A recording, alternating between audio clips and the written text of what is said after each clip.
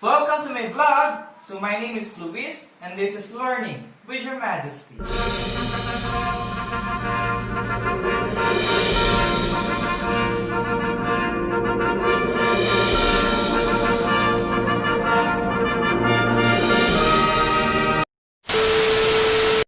hi again guys, my name is Luis Angelo Sisinda and I'm currently residing here at Pandacaki, Mexico, Pampanga, and I live with my family. And also, I am giving 2 points for kay... No, kidding aside, I'm not in PBB. So, before we start our topic or content for my first ever vlog, I want to tell you that you should always follow your dreams. And for that, I want you to follow me on Instagram. So here's my Instagram account. And also, please do consider to like my video or like this video and subscribe. Also, you can comment down below if you want. Alright, let's start. To begin with, I would just want to clarify that I'm not going to talk about my personal life or personal experiences. I'm not also going to show you or tour you around our humble and simple house. I'm not going to react to some products or singers, and I'm not going to have a mukbang right here. Instead, the content of my first vlog is I'm going to discuss about these two topics right here.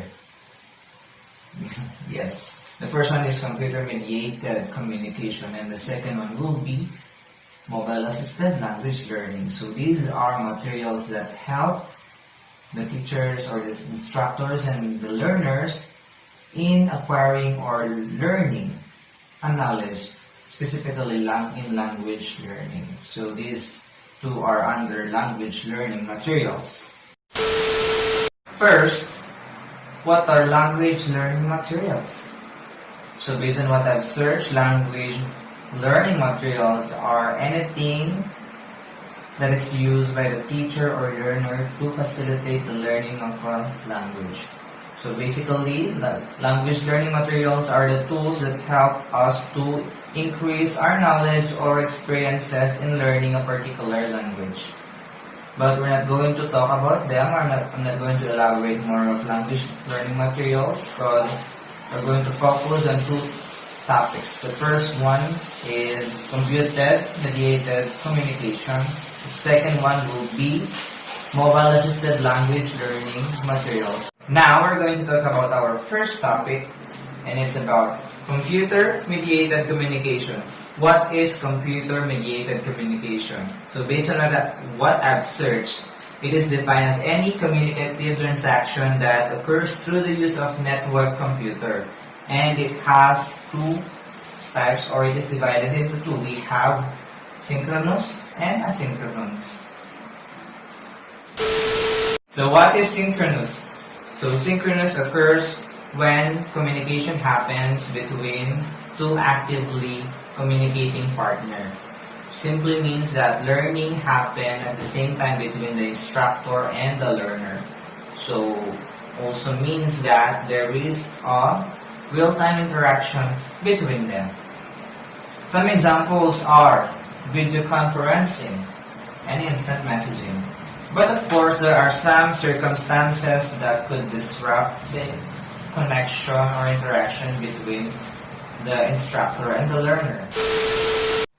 For the second one, let's talk about asynchronous. So asynchronous refers to those instances where conversation does not depend on an instant answer or response. So if in synchronous, learning happens at the same time with the learner and the instructor. Here in asynchronous, learning does not necessarily happen at the same time between them. So some examples are text messaging, voice messages, emails, and etc. After giving you a brief discussion about language learning materials, computer-mediated communication and its two types, synchronous and asynchronous, I'm going to teach you how to use a particular language learning material under synchronous and asynchronous. So for the synchronous have the Zoom application. So what is a Zoom application? So Zoom is a leader in the modern enterprise video communication. So it offers quality videos, audio, wireless screen, and also share performances across iOS, Mac, Windows, Android, etc. So also in Zoom, we can have video conferencing, we can have meetings, you can chat, you can break through rooms, and many more. So how do we access Zoom? First one is to download the application first. Then the next one is open the Zoom desktop client. The next step is if you want to join, we have two methods. Yeah, two methods. The first method is if you want to join a meeting, click join a meeting without signing in. Then the next one is sign in first before you join a meeting. Next step is enter the Zoom meeting ID and your name. Here we have also two options. The first one is if you are already signed in, you can change your name if you don't want your default name to appear. The second one is if you are not signed in, you can enter a default name. So the second to the last step is to select if you would like your audio and or video to connect. And the last step is to click join a meeting, of course. Then there you go. After that, you're going to wait for the host to accept your request. Then once the host accepted your request, then you can have a conversation among those people who also joined the meeting. So in our case, because of this pandemic, we shifted from traditional or face-to-face learning to online learning. So we are also using the Zoom application in our university, and yeah, it really helps us. It really helps us to still have a conversation between our instructors or educators and our colleagues and other staffs of the university. If you have some concerns, we can use this application to raise those questions and concerns. We are also using Zoom application for discussion, reporting, announcements, and etc. For our next topic, we have mobile assisted language learning. So what is mobile assisted language learning? So it says here that mobile assisted language learning is an approach to language learning that is assisted or enhanced through the use of handheld mobile devices. Some examples are social media, educational apps, course management system, video, audio, pictures, and etc. So how do these mobile assisted language learning materials help us in learning a language? Any idea?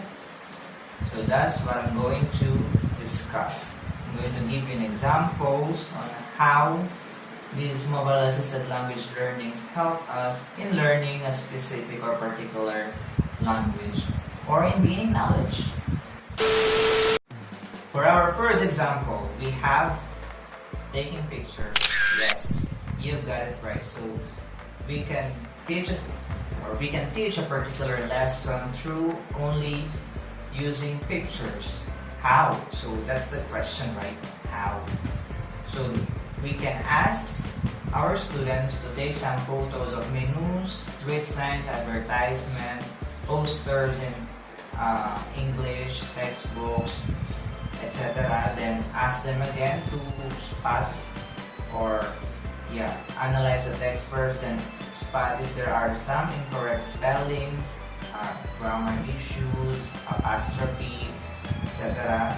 So through taking pictures and analyzing them, students are able to show some of their skills like photography, analyzing or analyzation, and also the most important one is they are having fun or they are enjoying while learning. For our second example, we have describing pictures. If in our first example, First example, we have taking pictures on where we ask our students to take some photos of menus, posters in English, advertisements, street signs, etc. Then ask them to spot if there are grammatical mistakes.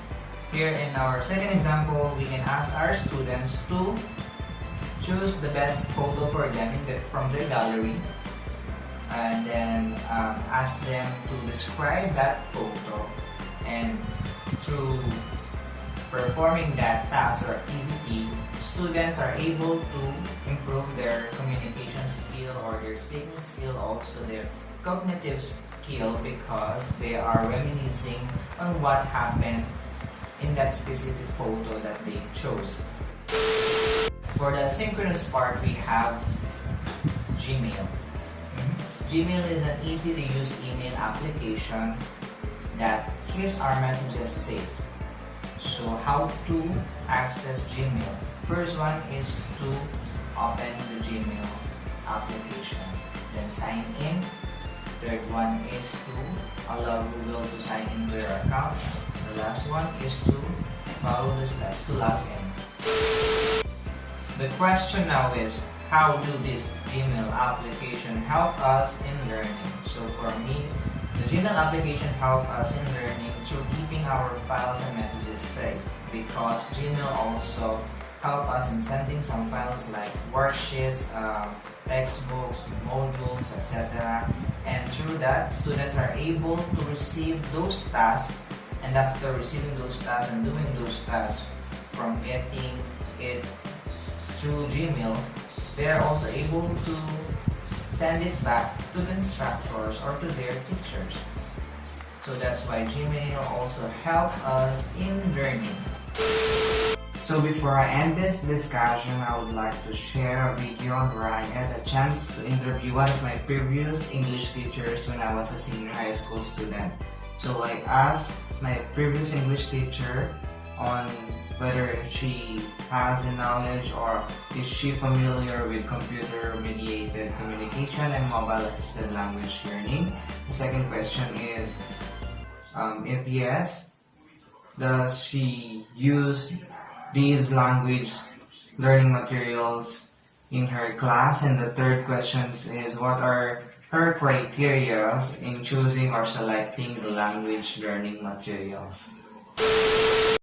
Are you familiar with computer-mediated communication and mobile-assisted language learning materials? Are you familiar with computer-mediated communication? Yes. Kasi, gagamit ng pamilya. I use the Google Meeting ka.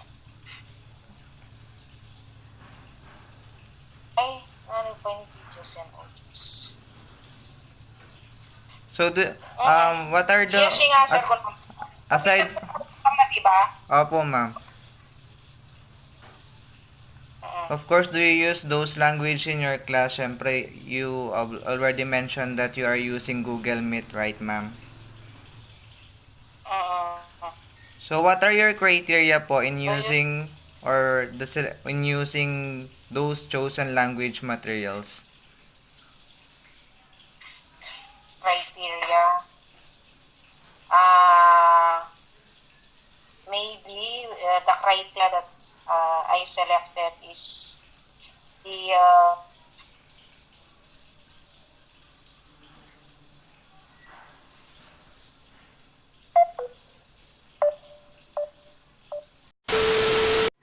And that's my video interview with Ma'am Maria Lucia Tiroque, a senior high school English teacher in Don Jesus Gonzalez High School. And I would like to inform you that due to poor connectivity, I asked Ma'am Roque to just send me or chat me her answer in question number 3, on where I asked her on what are her criteria in selecting the language learning material she is using in her class. And that ends my first vlog, an informational vlog, and I hope you learned something from me. And please do subscribe to my channel, comment down below if you have some suggestions and questions. Also, please give me a thumbs up or like this video. Once again, my name is Luis, and this is Learning with Your Majesty.